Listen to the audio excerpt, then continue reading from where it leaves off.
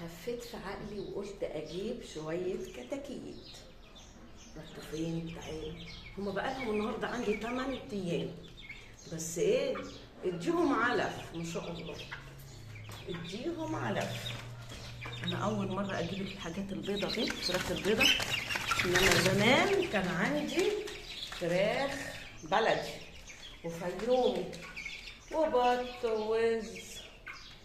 يا رب يطلعوا حلوين. هما مات منهم واحد، معرفش بقى ربنا هيبارك في الباقي ولا هياخدهم، هو حر. بس حرام، لا متكلفين جامد. يلا ربنا ييسر كده. كل يوم بقى نظافه وميه نظيفه وعلف نظيف، فبجد الموضوع مرهق شويه.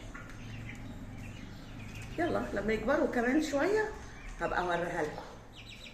طبعا انا علشان قلت لكم بجيب وجع القلب النفسي. دي الفراخ بعد ايه، بعد نقول 15 يوم بعد ما جبتهم.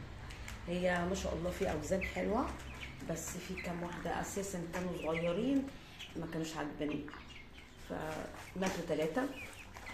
يعني انا طبعا بغير الفرشه كل شويه، محوطه لهم كده ويدوم على قد المربع اللي هم قاعدين فيه.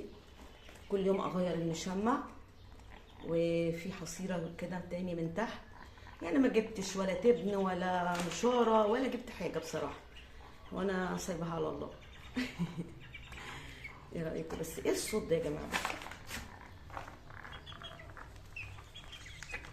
اللي بيربي فراخ ممكن يقول لي ايه الصوت ده.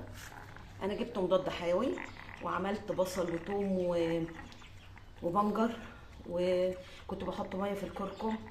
مره واحده حطيت خل، قالوا لي عشان الخل الكتير برضو يهري الكبد، فهي مره واحده وكميه قليله يعني. طبعا انا بغير الاعلاف او العلف، غيرت من بادي لنامي. تمام، اللي عنده معلومه يقولها لي على الصوت.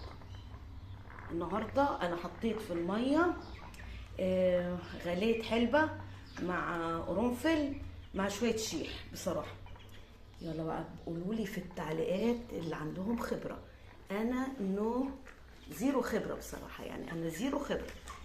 لكن الفراخ البلدي عادي، رمحنا رمحه واكلنا قمحه.